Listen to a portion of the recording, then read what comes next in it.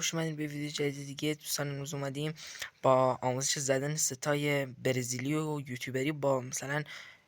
شلوار و پیرانه با کفش رایگان،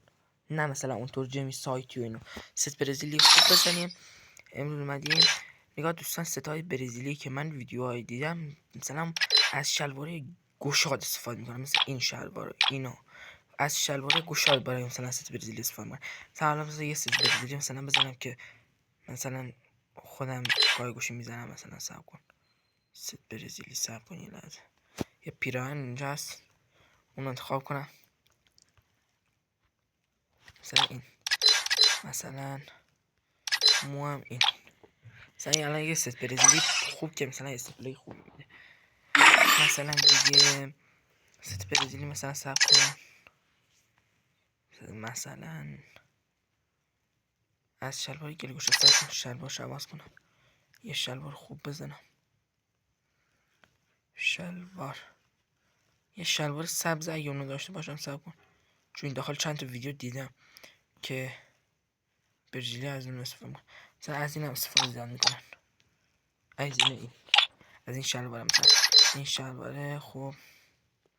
خود دیگه مثلا صبر کن ست برزیلی خوب بزنم، صبر کنید مثلا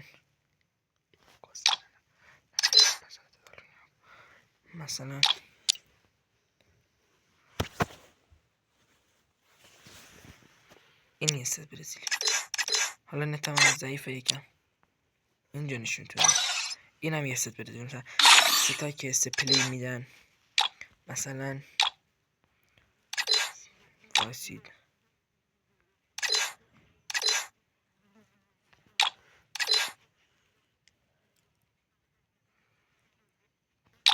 مثلا این یه ست اسپلی، ستای اسپلی داره خیلی هست ست برزیلی زدن، مثلا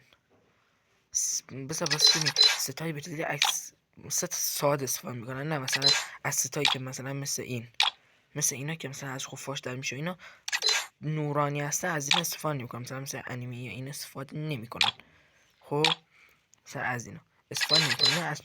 شلوار پیرانه ساده استفاده میکنن، مثل این، مثلا کفشین، مثلا پیران، مثلا اینا، مثلا اینا که از نور و اینا در میشه استفاده نمیکنن. از ستای مثلا چو بگم چیزی هم حالا ندارم که مثلا از اینا ساده واسه ست برزیلی استفاده میکنن. امیدوارم خوشتون اومده باشه از این ویدیو، لایک و ساب فراموش نشه چون که خیلی به چنل